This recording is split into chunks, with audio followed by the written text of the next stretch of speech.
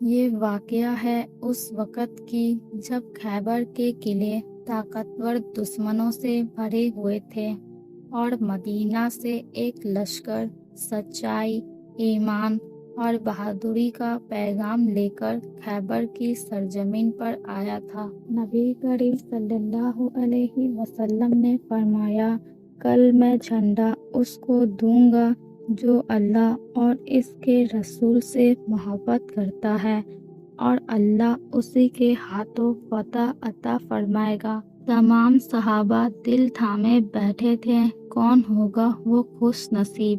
اگلی صبح نبی کریم صلی اللہ علیہ وسلم نے فرمایا، علی رضی اللہ عنہ کہاں ہیں؟ صحابہ نے عرض کیا، یا رسول اللہ، ان کی آنکھوں میں تکلیف ہے۔ نبی پاک صلی اللہ علیہ وسلم نے حضرت علی رضی اللہ عنہ کو بلایا، اپنا لعب دہن ان کی آنکھوں پر لگایا۔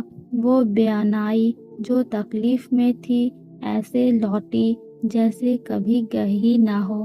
پھر نبی کریم صلی اللہ علیہ وسلم نے علم ان کے ہاتھوں میں دیا۔ حضرت علی رضی اللہ عنہ نے خیبر کی طرف بڑھے، اللہ کے نام پر سچائی کے پرچم تلے۔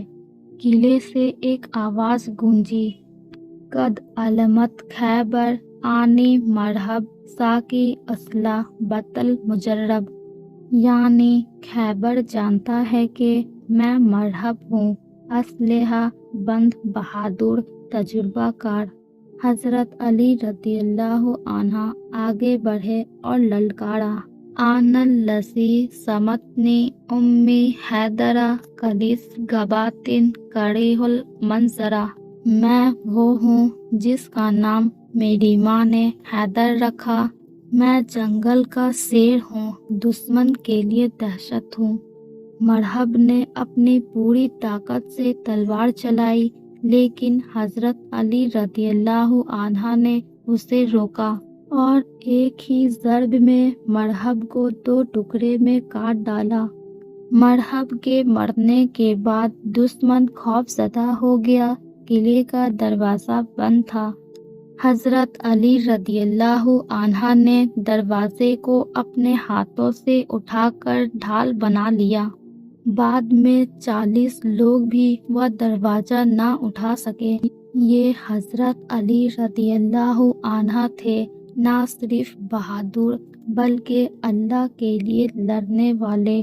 یہ خیبر کی فتح تھی، لیکن اصل فتح تھی اللہ پر ایمان، رسول اللہ صلی اللہ علیہ وسلم کی دعا اور ایک سچے مومن کا اخلاق۔